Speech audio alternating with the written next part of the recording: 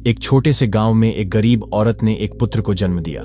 बच्चा सुंदर था, लेकिन सबसे अनोखी बात यह थी कि उसके हाथ पर एक नीले रंग का दाग था। गांव के बड़े बुजुर्गों और पंडितों ने इसे शुभ संकेत माना। जब पंडितों ने बच्चे की कुंडली देखी तो उन्होंने एक चौंकाने वाली भविष्यवाणी की। यह बालक 14 वर्ष की आयु में राजकुमारी से विवाह करेगा और भविष्य में राजा बनेगा। यह खबर जंगल की आग की तरह पूरे राज्य में फैल गई और अंततः राजा के कानों तक भी पहुंची। राजा को यह सुनकर गहरा आघात लगा। उसे यह स्वीकार नहीं था कि कोई गरीब और अज्ञात लड़का उसकी पुत्री का पति बने और उसके राज्य पर शासन करे। उसकी आंखों में जलन और ईर्ष्या उमड़ पड़ी। वह हर हाल में इस भविष्यवाणी को गलत साबित करना चाहता था। राजा ने तुरंत सैनिकों को भेजा और नवजात शिशु को उसकी मां से छीन लिया, लेकिन वह सीधे बच्चे को मारने का आदेश नहीं दे सकता था, क्योंकि यह उसकी प्रतिष्ठा के खिलाफ था। उसने एक चाल चली। बच्चे को एक लकड़ी के संदूक में बंद करवाकर नदी में बहा दिया। उसका मानना था कि बच्चा या तो नदी में डूब जाएगा या किसी हिंसक जीव का शिकार बन जाएगा। राजा द्वारा नदी में बहाया गया संदूक बहता हुआ दूर एक गांव की ओर चला गया। संयोग से वह एक पंचक्की में जाकर अटक गया। उस पंचक्की का मालिक एक दयालु वृद्ध व्यक्ति था, जिसका कोई संतान नहीं था। जब उसने संदूक खोला तो अंदर एक मासूम नवजात शिशु को देखकर वह दंग रह गया। बच्चे की नाजुक मुस्कान ने उसके हृदय को पिघला दिया और उसने उसे अपनी संतान के रूप में पालने का निश्चय किया। वृद्ध व्यक्ति ने बच्चे का नाम वीर रखा और उसे बड़े प्यार से पाला। वीर बचपन से ही बुद्धिमान और साहसी था। वह न केवल शारीरिक रूप से बलवान था, बल्कि उसे शास्त्रों और रणनीतियों का भी अच्छा ज्ञान था। समय के साथ वह एक सुंदर, विनम्र और चतुर युवक बन गया। गांव में सभी उसे पसंद करते थे, लेकिन वीर को हमेशा यह जिज्ञासा बनी रहती थी कि वह वास्तव में कौन है और उसके माता पिता कौन थे। वृद्ध व्यक्ति ने उसे बताया कि वह उसे नदी में बहते हुए मिला था, लेकिन उसके असली माता पिता के बारे में कोई जानकारी नहीं थी। वीर की बुद्धिमत्ता और वीरता की चर्चा दूर दूर तक फैल गई। एक दिन राजा ने उसे देखा और उसके हाथ पर नीले रंग का दाग देखकर तुरंत पहचान लिया कि यह वही बच्चा है जिसे उसने मरवाने का आदेश दिया था। यह जानकर राजा का हृदय ईर्ष्या और क्रोध से भर गया। उसने सोचा कि यदि यह युवक जीवित रहा तो भविष्यवाणी सच हो जाएगी और वह उसकी बेटी से विवाह करके राजा बन जाएगा। राजा ने चालाकी से वीर को अपने पास बुलाया और कहा, तुम बहुत प्रतिभाशाली और साहसी हो। मुझे तुम पर विश्वास है, इसलिए मैं तुम्हें एक विशेष संदेश लेकर रानी के पास भेज रहा हूं। राजा ने पत्र में लिखा, इस पत्र को पढ़ते ही इसे लाने वाले युवक को तुरंत मृत्युदंड दे दिया जाए। वीर को इस षड्यंत्र की भनक तक नहीं लगी। वह प्रसन्नतापूर्वक राजा के आदेश का पालन करने के लिए निकल पड़ा। यात्रा के दौरान वीर को रात हो गई और वह विश्राम करने के लिए जंगल में एक घर में ठहर गया। यह घर डाकुओं का था, लेकिन वीर को इस बात की जानकारी नहीं थी। डाकू पहले तो उसे लूटने का विचार कर रहे थे, लेकिन जब उन्होंने देखा कि वह सीधा साधा और परोपकारी युवक है तो उनका हृदय पिघल गया। रात में जब वीर सो रहा था तब डाकुओं ने जिज्ञासावश उसके पास रखा पत्र खोलकर पढ़ा। राजा की क्रूर योजना जानकर वे अत्यंत क्रोधित हुए। उनमें से एक चतुर डाकू ने योजना बनाई और पत्र को बदल दिया।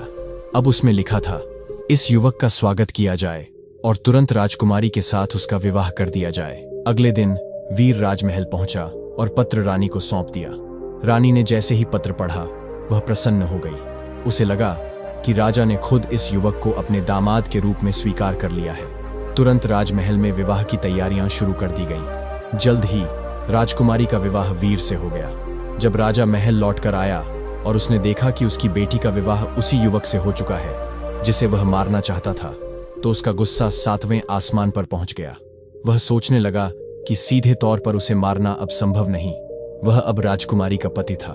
राजा ने सोचा कि इसे असंभव कार्य पर भेजकर मरवा दिया जाए।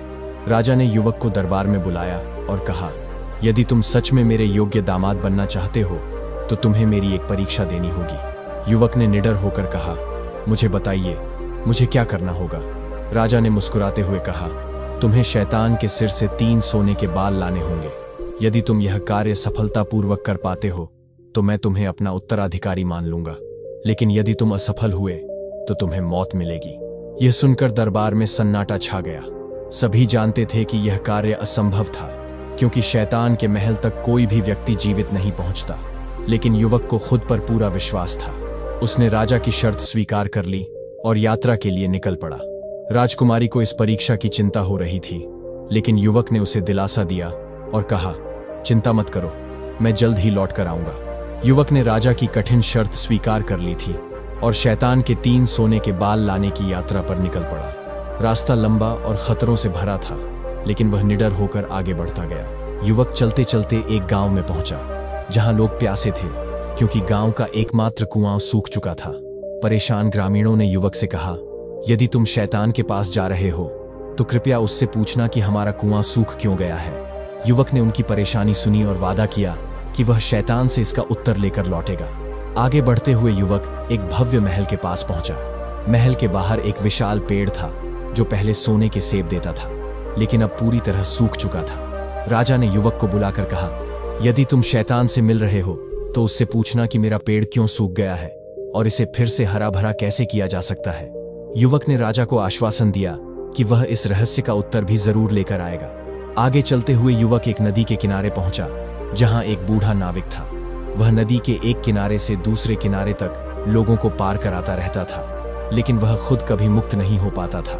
थके हारे नाविक ने युवक से अनुरोध किया, यदि तुम शैतान से मिल रहे हो तो कृपया उससे पूछना कि मैं इस शाप से कैसे मुक्त हो सकता हूं। युवक ने उसकी बात भी ध्यान में रखी और आगे की यात्रा पर निकल पड़ा। आखिरकार युवक शैतान के महल तक पहुंच गया। महल में प्रवेश करना असंभव था, लेकिन सौभाग्य से वहां उसे शैतान की मां मिल गई।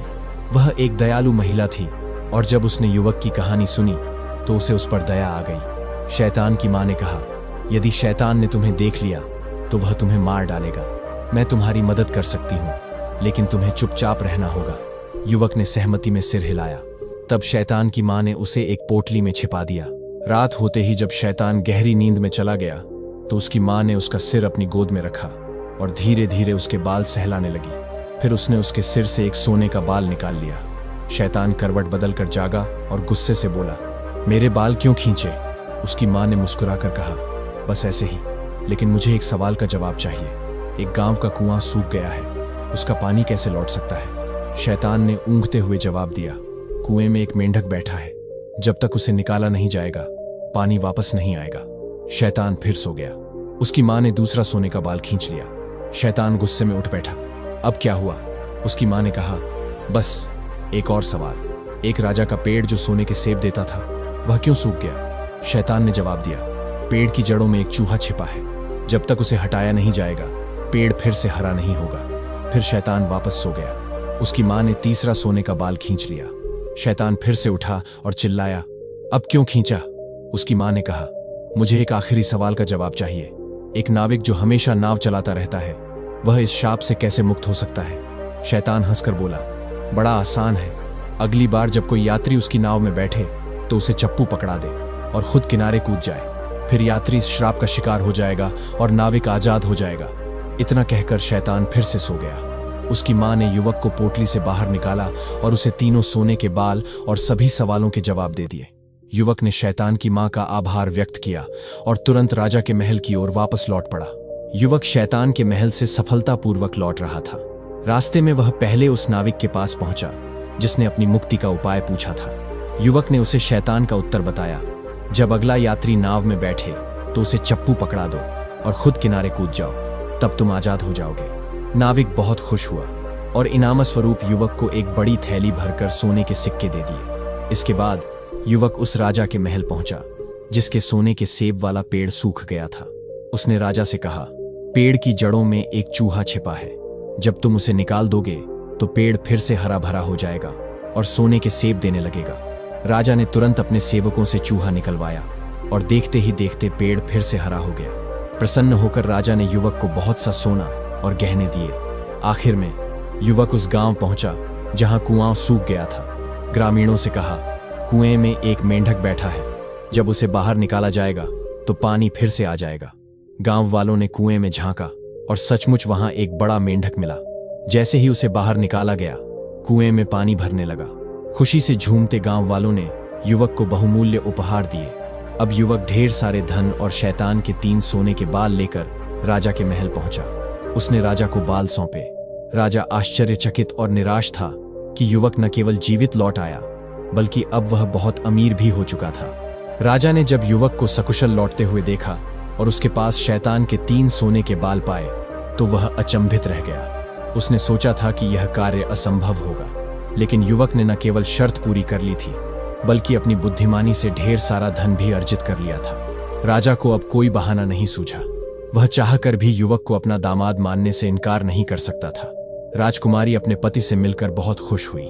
पूरे राज्य में इस बात की चर्चा होने लगी कि किस प्रकार एक साधारण युवक ने अपनी सूझबूझ और परिश्रम से असंभव को संभव बना दिया। युवक अब केवल राजकुमारी का पति ही नहीं, बल्कि एक बहुत धनवान और सम्मानित व्यक्ति भी बन चुका था। कुछ समय बाद राजा की उम्र बढ़ने लगी और वह शासन करने में अक्षम हो गया।